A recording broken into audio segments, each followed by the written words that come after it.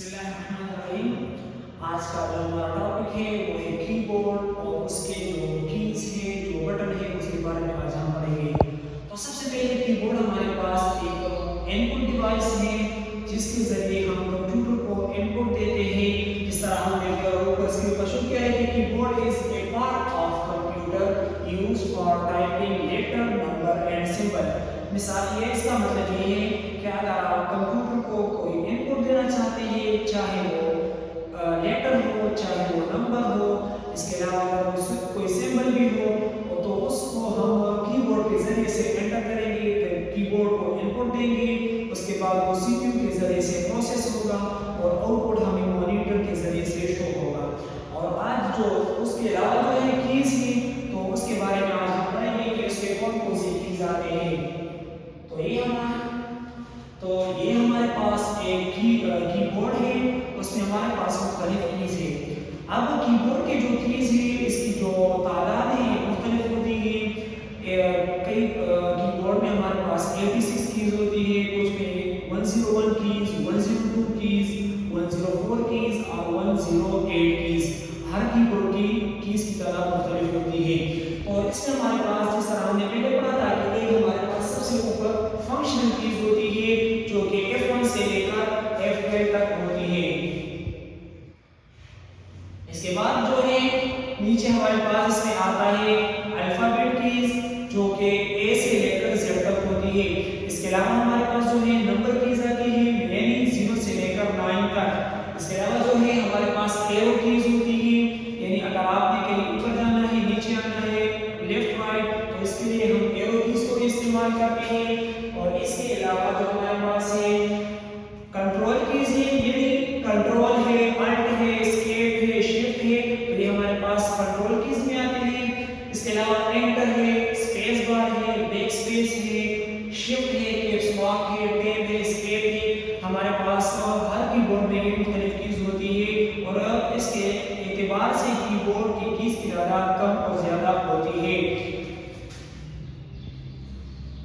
आज हम थोड़ा सा फंक्शन कीज के बारे में पढ़ते हैं कि फंक्शन कीज क्या काम करता है। तो सबसे पहले हमारे पास जो F1 कीज होती है, वो लिखा है कि अगर आप किसी प्रोग्राम में है, उसमें हेल्पिंग मेन्यू, हेल्प वाला जो मेन्यू है उसको ओपन करना चाहते हैं, तो उसके लिए हम F1 को यूज करते हैं।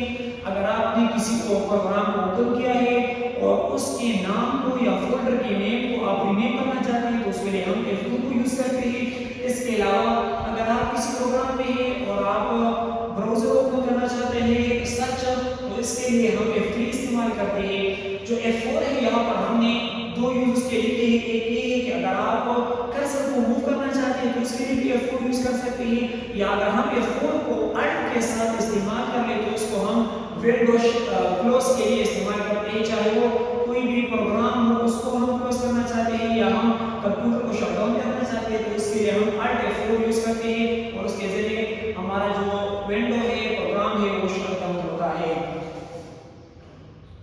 इसके अलावा हमारे पास F5 है, तो F5 इस्तेमाल होता है ज्यादा तौर पर रिफ्रेश करने के लिए। जिस तरह हम माउस के जरिए से कंप्यूटर को रिफ्रेश करते हैं, F5 के जरिए से हम कंप्यूटर को रिफ्रेश कर सकते हैं। F6 है कि अगर आप अपने कंप्यूटर में माउस कर्सर को मूव करना चाहते हैं सेक्शन बाय सेक्शन, तो इसके लिए हम F6 को यूज करते हैं। और F7 जो है, अगर आप मिसाल के तौर पर MS Word को यूज कर रहे हैं, आपने उसमें कोई पैराग्राफ लिखा, कोई सेक्शन लिखा और उसमें आप स्पेलिंग चेक करना चाहते हैं, तो इसके लिए हम F7 को यूज करते हैं। इसके अलावा F8 है कि अगर आप टेक्स्ट में स्टेप बाय स्टेप आगे जाना चाहते हैं, तो इसके लिए हम F8 को यूज करते हैं। और अगर आपने कोई डॉक्यूमेंट लिखा है और उसको अपडेट करना चाहते हैं, तो उसके लिए हम F9 को यूज करते हैं। इसके अलावा हमारे पास जो है, इसके बाद F10 आता है कि अगर आप अपनी एप्लीकेशन में मेन्यू बार को एक्टिवेट करना चाहते हैं, तो इसके लिए हम F10 को यूज करते हैं। और जो F11 है, अगर आप स्क्रीन मोड को टॉगल करना चाहते हैं, फुल स्क्रीन मोड आना चाहते हैं, तो इसके लिए हम F11 को यूज करते हैं। और अगर आपने कोई प्रोग्राम सेव किया है और फिर आप उसको सेव एज करना चाहते हैं, तो उसके लिए हम F12 को यूज करते हैं।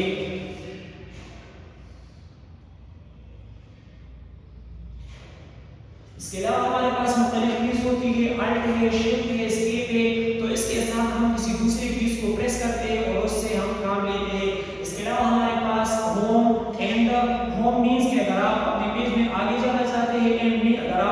پیج آخر تک آنا چاہتے ہیں تو اس کو یوز کرتے ہیں. اس کے علاوہ ہمارے پاس ڈیلیٹ کیز ہوتی ہے اگر آپ اپنے ڈاکومنٹ کو ڈیلیٹ کرنا چاہتے ہیں. اس کے علاوہ ہمارے پاس جو آتا ہے ایک اسپیس بار آتا ہے، یعنی آپ کوئی ڈاکومنٹ لکھ رہے ہیں، کوئی ٹیکسٹ لکھ رہے ہیں اور اس میں اسپیس دینا چاہتے ہیں تو اس کے لیے اسپیس بار یوز کرتے ہیں. اور ایک ہمارے پاس بیک اسپیس ہے کہ اگر آپ نے کوئی ٹیکسٹ لکھنا ہے اور آپ اس کو آپ سے کوئی غلطی ہوئی اور اس کو آپ مٹانا چاہتے ہیں تو اس کے لیے ہم بیک اسپیس یوز کرتے ہیں.